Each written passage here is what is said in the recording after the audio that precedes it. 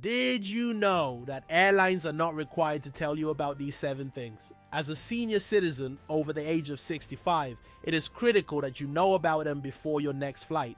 As a former airline pilot wife who has flown on hundreds of airplanes, I have some really good advice to pass on to you from my experience. So welcome back, everybody. I'm so happy you're here today. Let's talk about these 7 insider tips for flying smarter and not harder when you're over the age of 65. By the way, if you're new to my channel, I share tips and hacks to help you travel the globe without a worry in the world. And if you're not yet 65 but you want to be prepared, trust me, this information is going to help you fly smarter when you get there. And as always, click the show more to see the timestamps below. The first thing that you should know is that an airline is only going to make money if you check a bag. Now, depending upon how much you weigh and what class you're flying, they can charge up to $100 each way just to check your bags. And as we all know, the heavier we get, the more we have to pay to check our bags. But did you know that most airlines will allow you to bring on carry-on luggage even if it's overweight? Now, as long as you can lift it and you can safely lift it into the overhead bin and you can safely take it out, they're not going to say anything. So do not feel like you have to pay those exorbitant fees. That's just something that's not really fair. We're already paying for the flight. I think we should have our carry-ons for free. But if you're flying internationally, make sure you check with that particular country because they do have different rules. But domestically within the United States, Southwest allows 2 carry-on bags and 1 personal item. JetBlue allows 3 carry-on bags, and Delta allows 2 carry-on bags plus 1 personal item. Most other airlines allow 2 carry-on bags and 1 personal item.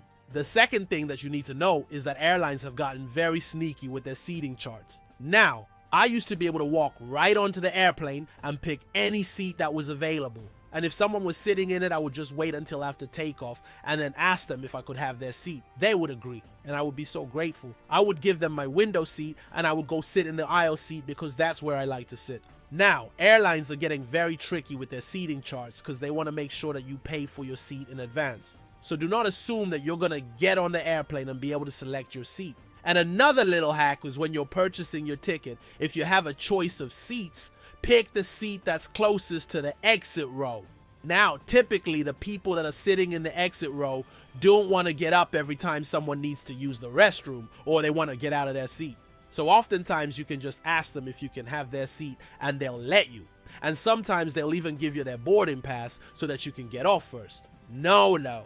Theory is that you should never ever trust the airlines with your medication. Now, I've heard too many horror stories of people leaving the airport and realizing that their medication was not in their suitcase. And it's so easy to happen because the screeners are just doing their job and sometimes they put your stuff in random places. So what I recommend is that you always pack your medication in your personal item bag.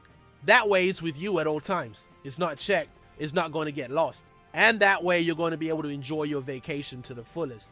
Number 4 is also really important because if you don't know this, you might end up in the wrong place. When you arrive to your destination, many airports have separate areas for international and domestic flights. And if you've never been to that particular airport before, it may not be clearly marked. So just make sure that you watch those signs carefully and make sure you get to the correct area.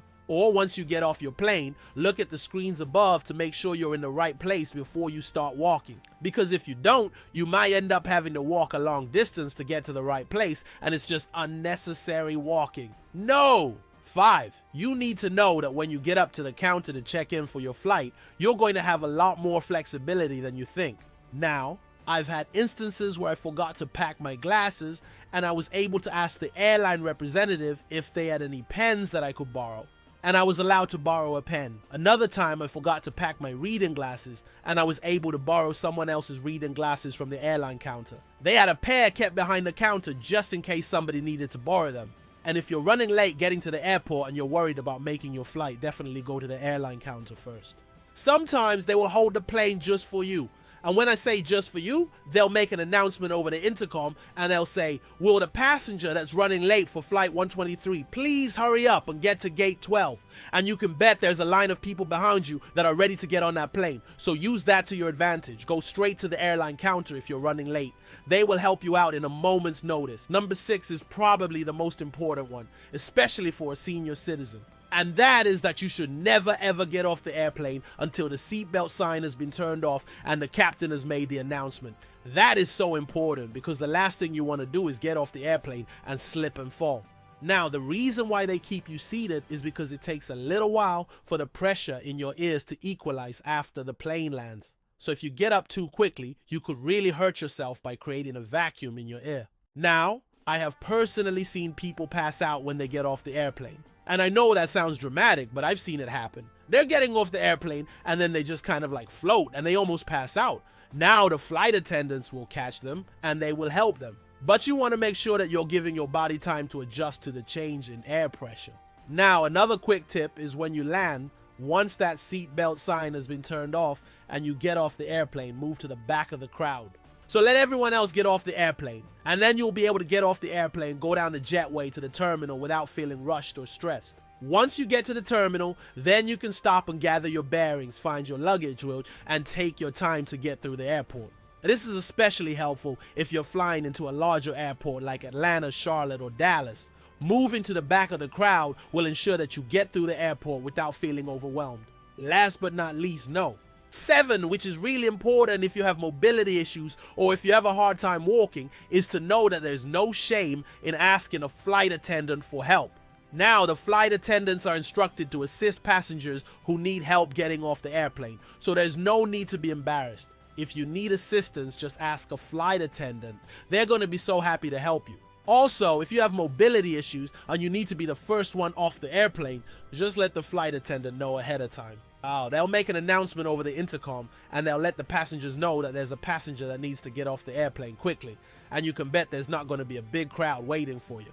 Alright everyone, those are my top 7 tips for flying smarter and not harder. By the way, if you're looking for more ways to save money on your next flight, be sure to check out this video right here where I share my best tips and hacks to save you up to 50% on your next flight. And until next time, fly safe and fly smart.